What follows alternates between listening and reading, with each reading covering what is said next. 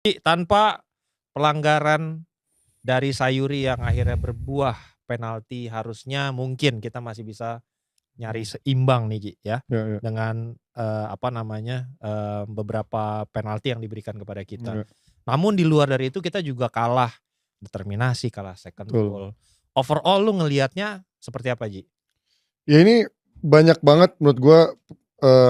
Ini belum hampir nggak pernah ya, karena formasi ini kan baru dimainkan waktu uji coba. Betul. Ini yang sempat kita bilang, gue juga sempat bilang ini uji coba bagus buat opsi dan juga alternatif, tapi kita belum bisa membandingkan apple to apple individual performance-nya ketika menghadapi tim yang lebih cetek gitu, Lebanon dan juga Taipei, dibandingkan menghadapi Arab. Sejelek-jelek ke Arab pernah kita kalah dan juga seri, tapi ini tim yang udah pernah masuk level Piala Dunia gitu ya. Dan uji coba kemarin sebenarnya tidak membuktikan apa-apa, hanya membuktikan bahwa kita bisa opsi yang lebih banyak. Tapi masalahnya adalah kalau pemilihan pemainnya juga salah dan juga pemain-pemain yang dipilih nyata underperform, itu yang akan menjadi PR. Dan tadi nambahkan lagi-lagi Kluivert menurut gue salah besar karena 3 kesalahan pelatih adalah salah starting line up, bahkan lambat lagi, hampir pergantian pemainnya salah, telat sekali.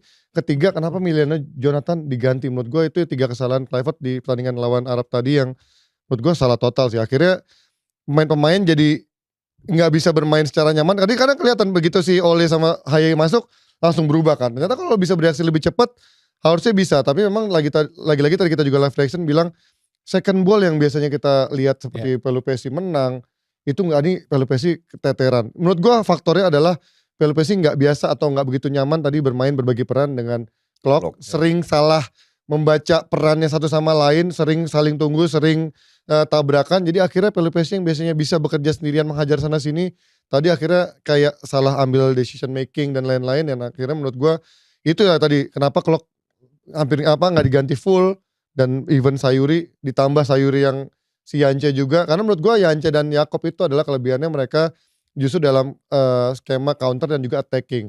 Dalam sisi defensif menurut gue mereka agak sedikit kurang.